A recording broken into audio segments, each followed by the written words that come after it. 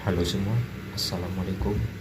Perkenalkan, nama saya Dimas Hafiz dari kelas 10-8, dan kali ini saya akan menceritakan tentang salah satu tokoh penyebar Islam di Indonesia, yaitu Sunan Kudus. Jadi Sunan Kudus ini beliau lahir pada tanggal 9 September tahun 1400 di Kesultanan Utsmaniyah, meninggal pada tahun 1550. Beliau ini juga merupakan anak dari Sunan Ngudung dan Dewi Sari binti Ahmad Wilwatikta. Beliau ini menyebarkan Islam di wilayah Jawa Tengah, ya, di sekitar utara Jawa Tengah. Beliau menyebarkan Islam dengan cara menggunakan kesenian semacam gamelan dan pewayangan. Selain dengan cara pewayangan dan gamelan tradisi seperti itu, beliau ini juga menyebarkan Islam dengan cara yang halus dan tidak menimbulkan kekerasan. Dan ada salah satu ajarannya namanya Tepo Sliro, yang artinya kita diajarkan untuk bertoleransi antara satu dengan yang lain.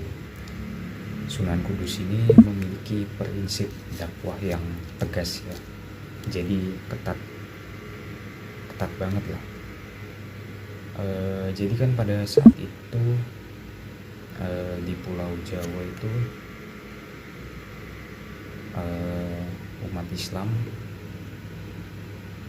terbagi menjadi dua kubu di Pulau Jawa, ya, yaitu kubu Sunan Kalijaga dan kubu Sunan Kudus.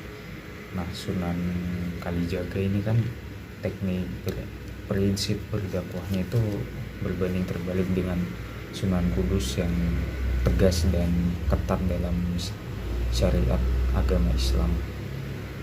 Tapi ada beberapa murid yang menyukai teknik prinsip berdakwah yang tegas ini.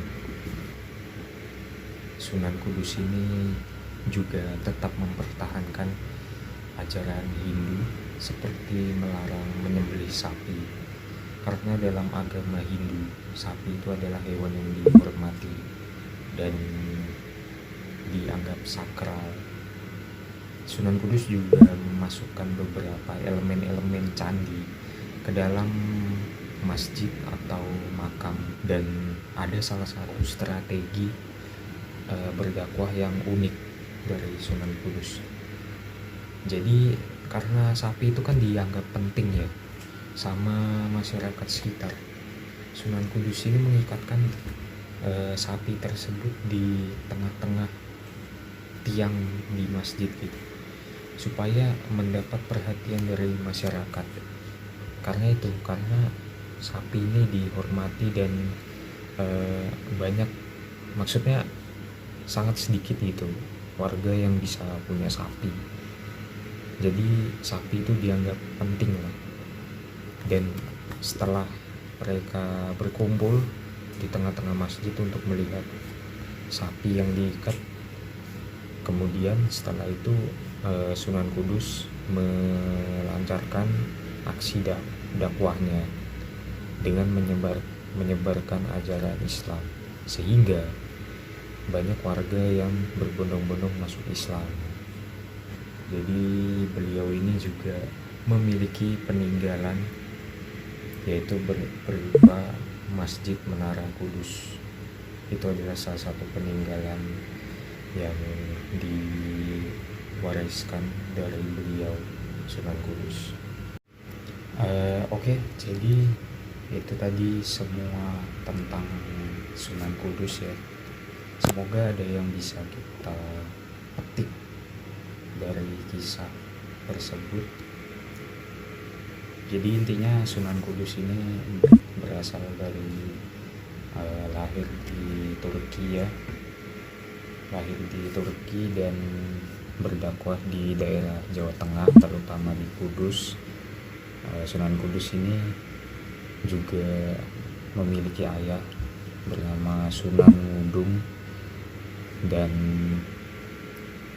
Sunan Kudus ini memiliki prinsip berdakwah yang tegas tetapi tetap lembut dan tidak menggunakan kekerasan sama sekali. Ya, itu aja. Sekian video dari saya. Wassalamualaikum warahmatullahi wabarakatuh.